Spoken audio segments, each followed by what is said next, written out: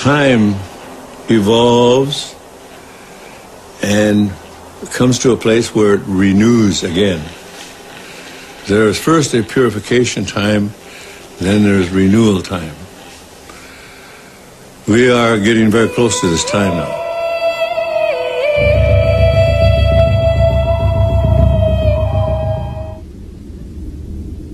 We were told that we would see America come and go.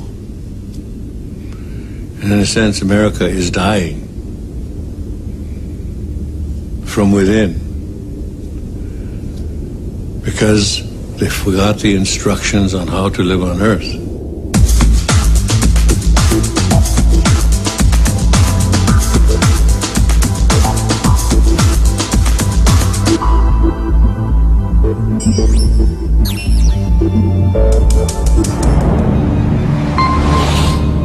Everything is coming to a time where prophecy and man's inability to live on earth in a spiritual way will come to a crossroad of great problems.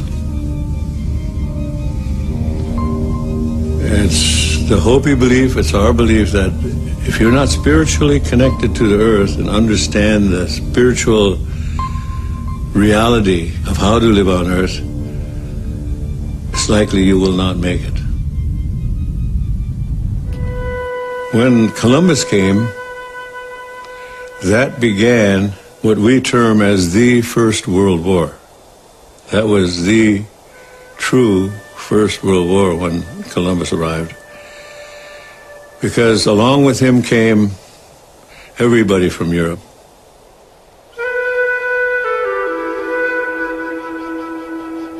By the end of the Second World War, we were, in America, we were only 800,000. From 60 million to 800,000. So we were almost exterminated here in America.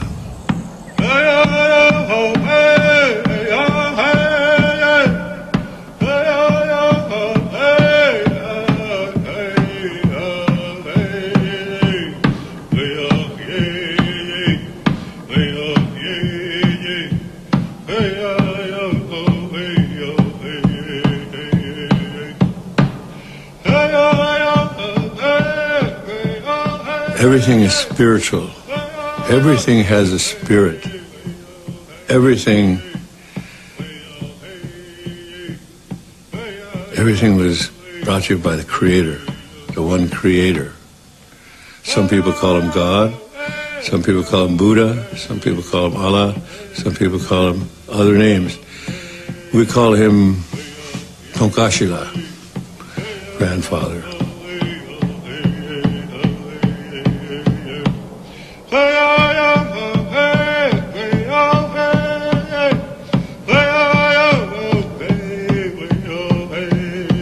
We're here on Earth only a few winters. Then we go to the spirit world. The spirit world is more real than most of us believe. The spirit world is everything.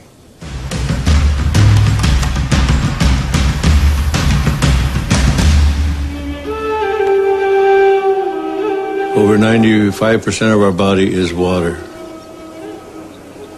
And in order to stay healthy, you've got to drink good water. When the European first came here, Columbus, we could drink out of any river. If the Europeans had lived the Indian way when they came, we'd still be drinking out of water because the water is sacred. The air is sacred. Our DNA is made of the same DNA as the tree. The tree breathes what we exhale. When the tree exhales, we need what the tree exhales. So we have a common destiny with the tree. We are all from the earth. And when the earth, the water, the atmosphere is corrupted, then it will create its own reaction. Mother is reacting. In the Hopi prophecy, they say the storms and floods will become greater.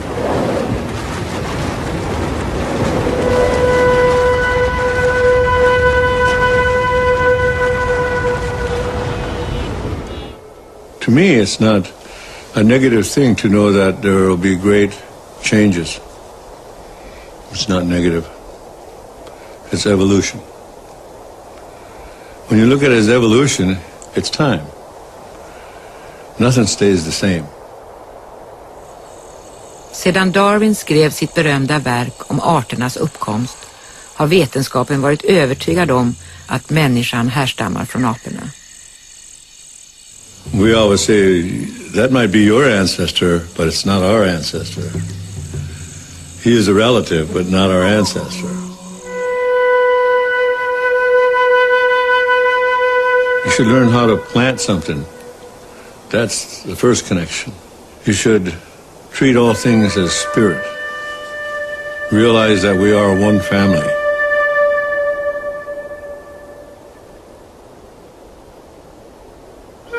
It's never something like the end. Just like life, there is no end to life.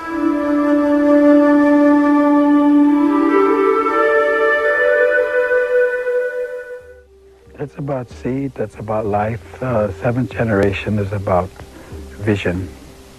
It's about leadership looking ahead. It's about responsibility. And seventh generation reminds you that you have responsibility to generations that are coming. And that you indeed are in charge of life as it is at the moment.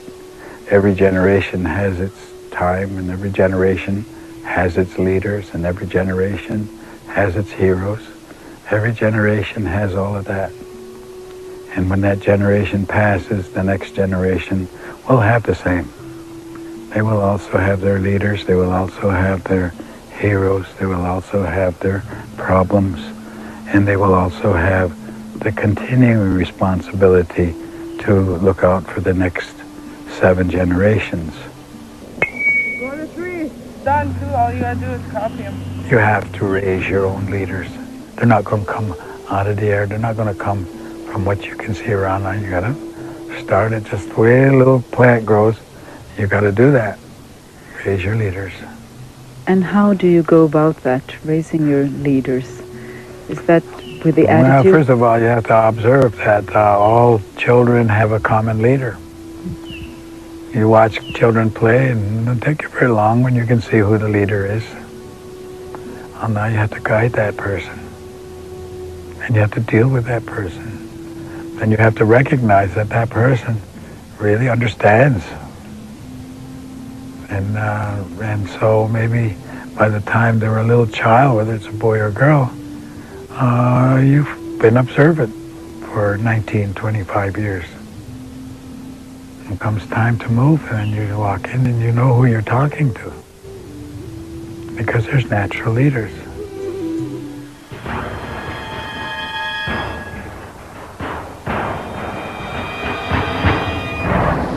The most important thing I would think is that the leadership change their values from power and authority to responsibility. I don't think, as in the United States, they have a Bill of Rights, that they added on to the Constitution of the United States. And I think that should have been a Bill of Responsibility, not a Bill of Rights. Because people talk about their rights, but they never talk about their responsibility. And leadership has got to have that above all. They've got to have vision. They've got to have compassion for the future. They've got to make that decision for the 7th generation. That's not just a casual term. That's a real instruction for survival. Animal, every bird, every nation, every plant has its own area to be. And you respect that. As we sit here and we look about us, there are these flowers. And no tree grows by itself. A tree is a community. Certain trees, certain plants will gather around certain trees. And certain medicines will gather around those certain plants. So that if you kill all the trees, if you cut all the trees, then you're destroying the community. You're not just destroying a tree, you're destroying a whole community that surrounds it and thrives on it, and that may be very important medicine for people or for animals, because animals know the same medicine. They use this medicine. That's where we learned. We learned, by watching the animals. They taught us a lot. Where is the medicine? They tell you because they use it themselves. And then if you replant the tree, you don't replant the community, you replant the tree. So you've lost a community. And if you clear cut, which is what's happening in America and Canada a great deal these days, and I guess around the world, then you are really a very destructive force. And simply replanting trees is not replanting community. You lost a lot in the process. If you don't understand that, you will. And that understanding comes in a very difficult manner. That of the 100 dominant economic units in the world today, the 100 largest economic units, and that's the word they used was units. 49 are countries and 51 are corporations. Now, you digest that for a second. What does that mean? It means that corporations are the driving force of decision-making today. And corporations are not concerned with human rights. They're not concerned with human life. They're not even concerned with a proper wage for the people that are working for them. So what kind of decisions are going to be made on our behalf by this economic power, these corporate states, I call them? Oh, there's going to be hell to pay, as they say, for some of the things that are going on now. So I think that people have to become aware and become awake, and not, and power is always in the people's hands, authority. They need to come of one mind, and they need to challenge the values that are being shoved at them today, because this has become a consumer society. It's driven by economics. It's not driven by common sense. It's economics. But do all people have the possibility to work from common sense instead? Well, I was born with common sense. That's why they call it common sense. You have common sense. You just got to use it, that's all. And you got to just evaluate what somebody tells you. If you use your common sense, you say, well, that doesn't work. No, I don't think so. I remember when one of our chiefs, we had a group of boys who had done something bad, and they were sitting in front of the chief's council, and they were talking about, who was the leader. And I remember the chief, one old chief said, he said, it's not good sense to follow somebody just because why? You can't give me an answer why you follow him, but if you were going to do something like jumping off a cliff, would you follow him? Would you do that? Use your sense, use your common sense. And then he said, everybody should be their own leader. In other words, do your thinking for yourself. Будут участвовать в этих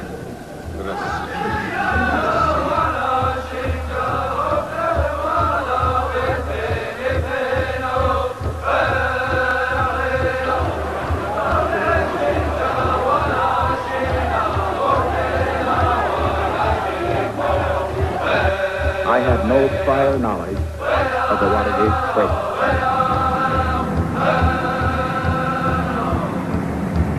So how's God going to talk to me in the latter days?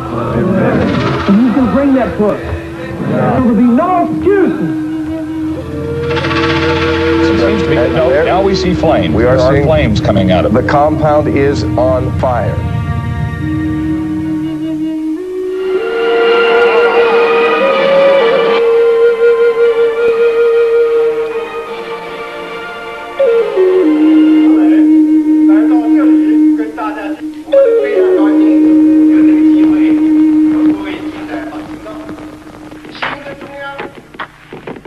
some decisions, and I think that the leadership that we're looking for has to come from business.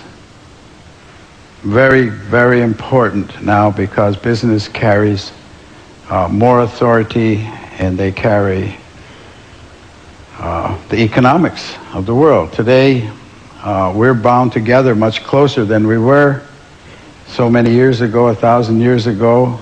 We're neighbors, and we're bound together by electronics. We're bound together by technology, and the world has become, quote, a market. And it's this market that we have to deal with, and it's this idea of boundless and endless resources. And when you say resources, you're talking about our relatives, you're talking about our family. Fish are our family. It's not a resource, it's a family. It requires all the respect. The structure of the world itself is such. It functions on natural law, and the natural law is a powerful regenerative process. There's a process of regeneration that continues and grows and is endless. It's absolutely endless if everyone agrees to the law and follows the law. But if you challenge the law and you think you're going to change the law, then you're bound to failure. And then that failure will be a lot of pain, because the natural law has no mercy. It is only the law.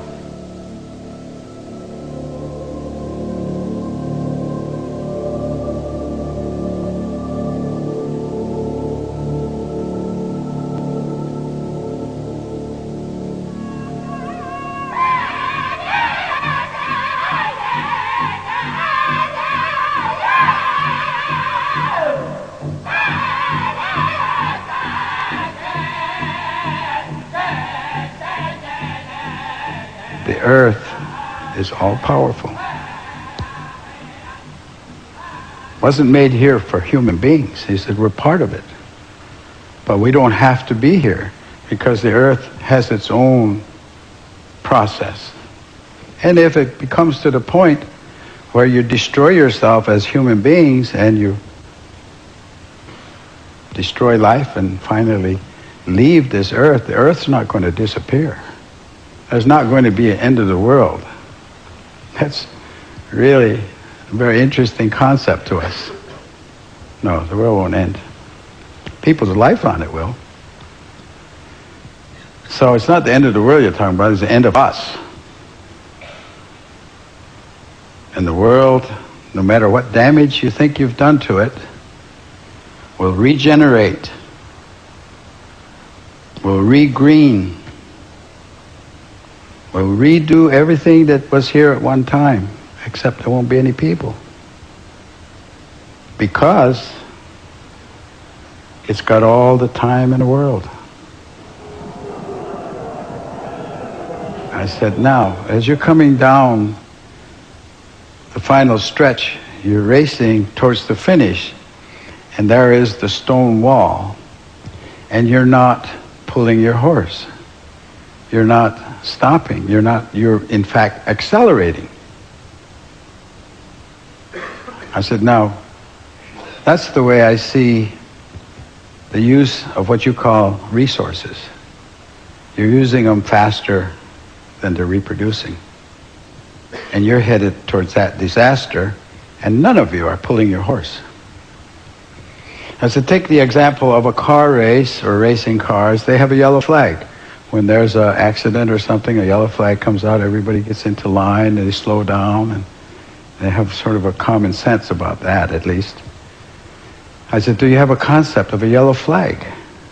Is there a yellow flag amongst your ideas or your thinking here? And one of the gentlemen, and they were all men, maybe 50 to 60, 65, he said, he said, I understand what you're saying, but to answer your question, no, we can't. We can't pull our horse, as you say, because, he said, we have to show a profit. As a CEO, I must show a profit. If I don't show a profit, he said, I'm fired. Simple as that.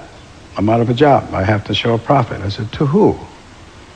He said, to you, the stockholder. I said, well, are you married? He said, yes, I am.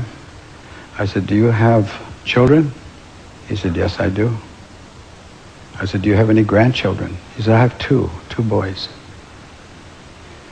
I said, when do you cease to be a CEO and become a grandfather?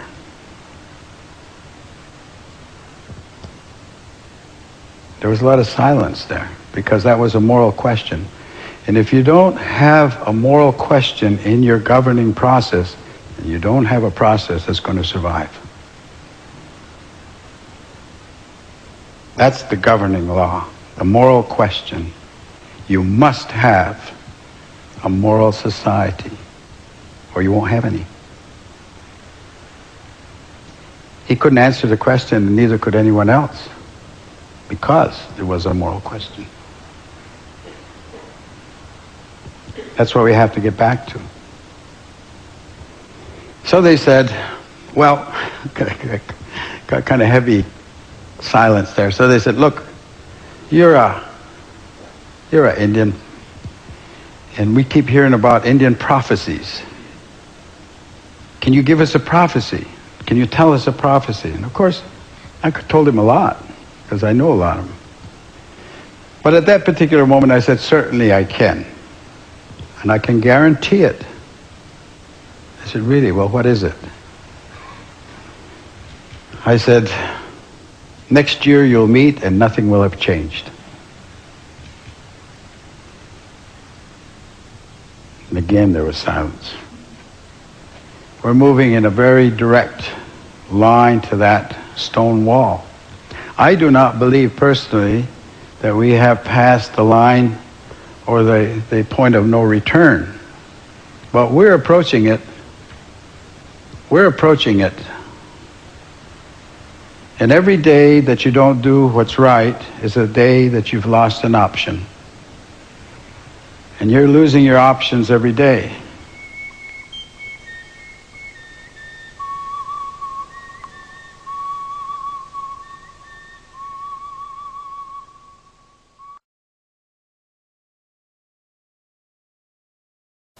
When we are brought to this earth, we have a mission. Everyone has a mission. And how can you find out about You don't your look mission? for it. People drive themselves crazy trying to find it. But it comes to you. It's in your being. And sometimes people have to travel many, many years before they'll realize that they've been that way all the time. They just didn't recognize it or didn't know how to. They had been exercising it without being totally conscious.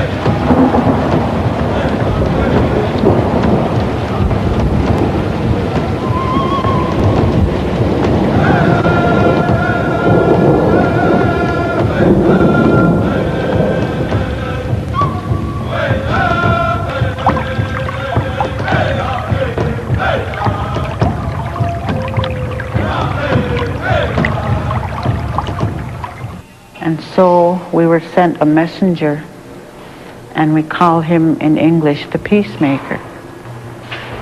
And he came, and he brought a message of peace.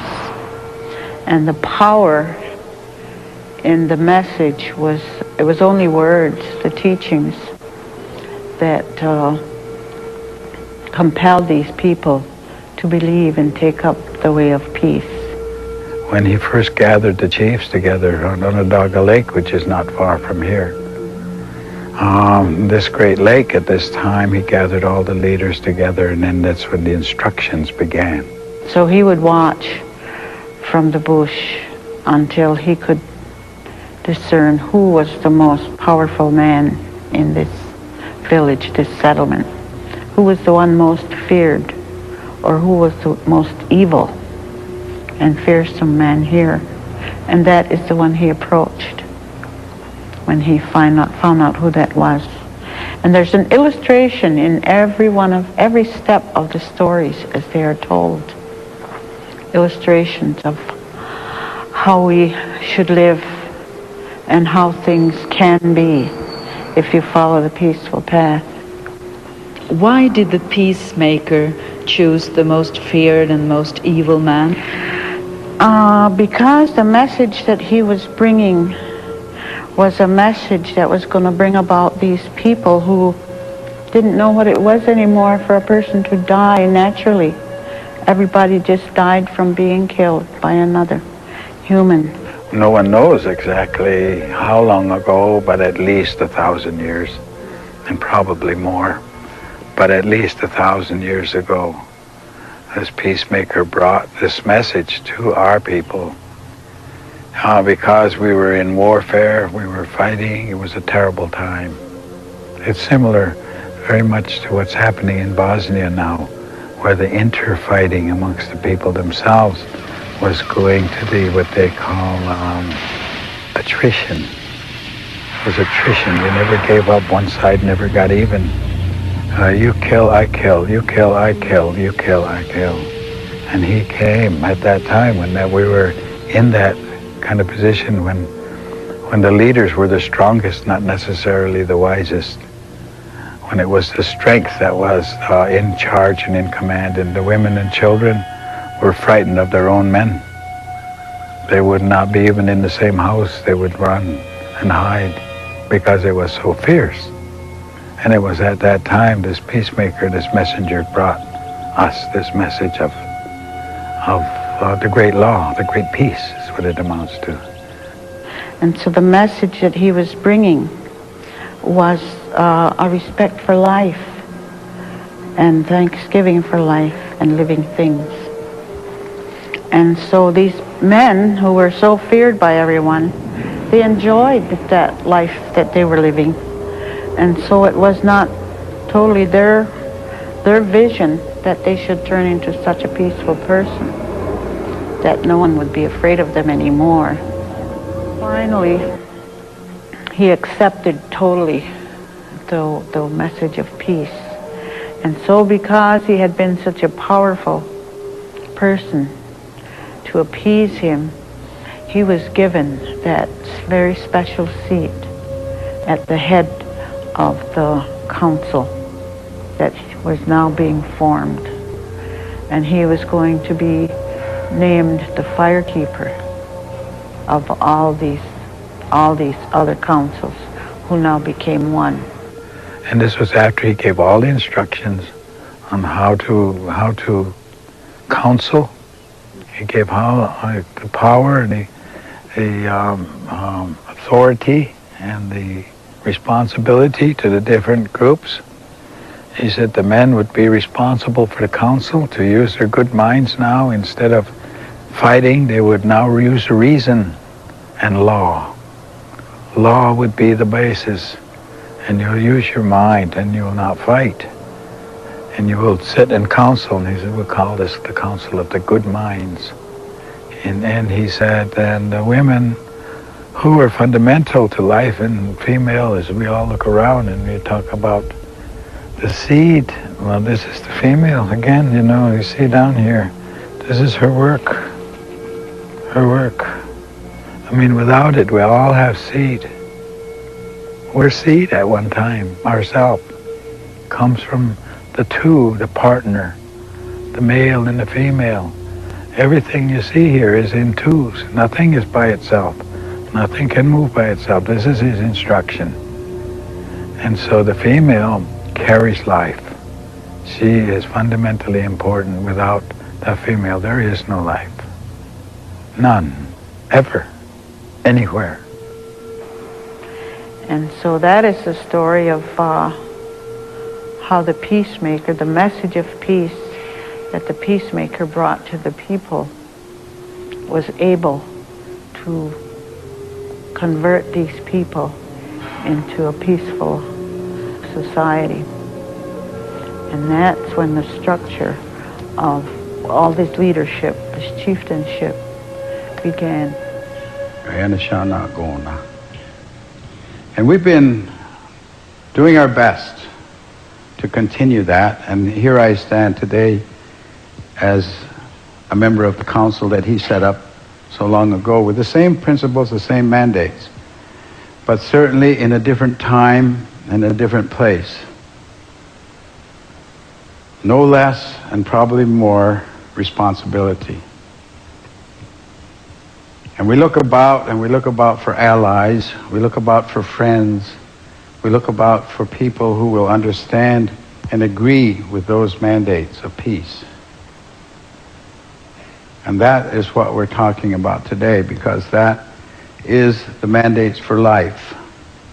One of the other instructions that we were given is that we are now placing in your hands all life. And it is your responsibility and it is your duty to look after all life. And so when he was speaking like that, he wasn't talking about our aunts and our uncles and our cousins and our fathers and our mothers. He was talking about all life. He was talking about the trees.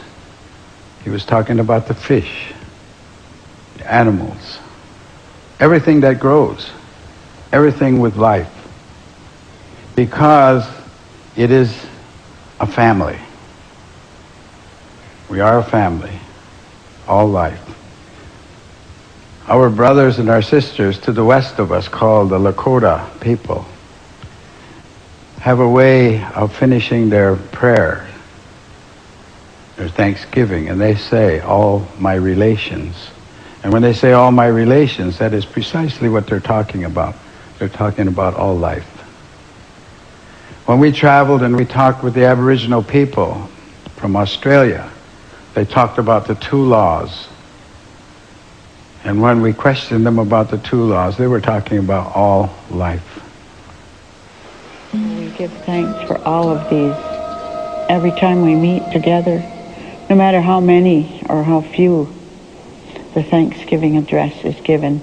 It's an acknowledgement of the rest of living things in the creation, and it's a thanksgiving and our way of paying great respect for all of the rest of the creation, which we are only a part of this great big design for living.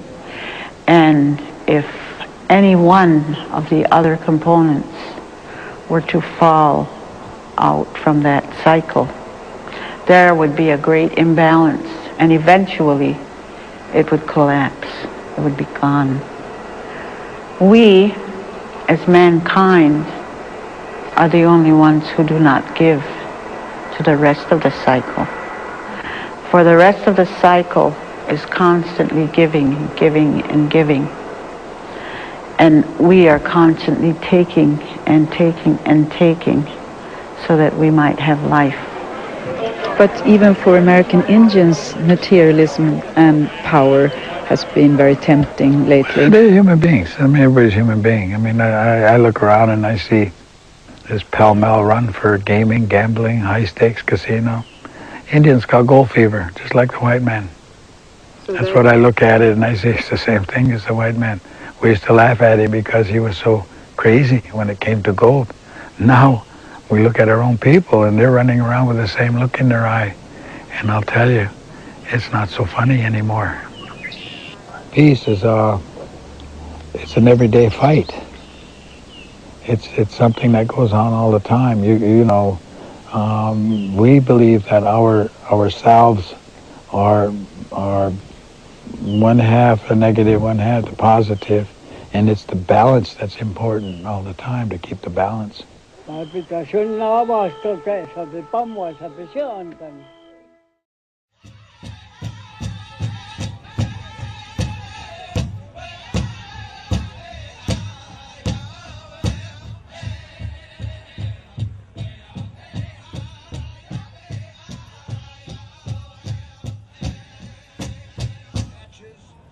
We also have patches about the longest walk.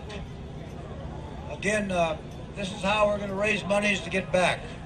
We're not going to ask Congress, we're not going to ask the White House or any agency or any grant money at all. We're going to go back the way we came, by the goodness of the people. And I want to say that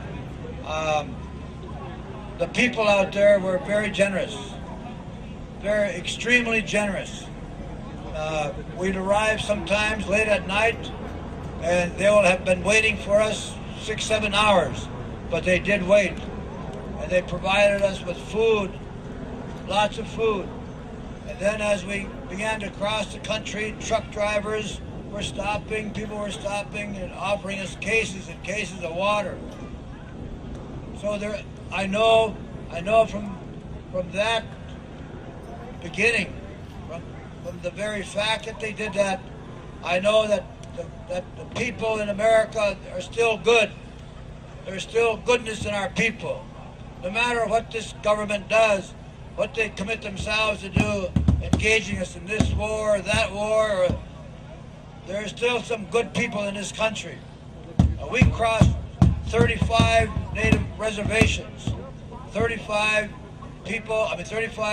reservations from California, Arizona, New Mexico, Oklahoma, Louisiana, also in, they're not federal recognized, but state recognized in Alabama, also in North Carolina, Virginia. We met people who are doctors, physicians, lawyers, congressmen, mayors, governors. It was a great walk. And so we concluded it yesterday, and today's celebration for us. But I wanted this headdress here, it took a long time to get here to Washington, D.C. When Buffalo Bill had the Wild West days going in Europe, he asked Native people from Minnesota and South Dakota to go with him. So many people, Ojibwe people and Lakotas, went with him and performed during what they call the Wild West days in Europe. And of course they would have Indians riding out in headdresses, and they would do mock battles. But one of the Ojibwe warriors went over there. They asked people to bring their traditional dress, and my great-great-grandfather was one of them that went over there, and he passed away in Europe. And but somehow the body came back, but all his belongings. And then in January of last year, a friend of mine was going through an antique shop and saw this in a glass encasement, and written in it was from the Ojibwe warrior Bagdagijik. So I have it. He saw it. He said, Dennis, he called me from Paris. He said, Dennis, what is your Indian name? And I told him. And he said, is that Ojibwe or Chippewa? Of course, he knows me only by Ojibwe. And he said it was a Chippewa warrior. So 90-some years later, the headdress comes back, and I've chosen this day to wear it, because sometimes you see Native people with headdresses on, they got regalia on, and this is what I wear. Jeans and a t-shirt, and I got running shoes or walking shoes.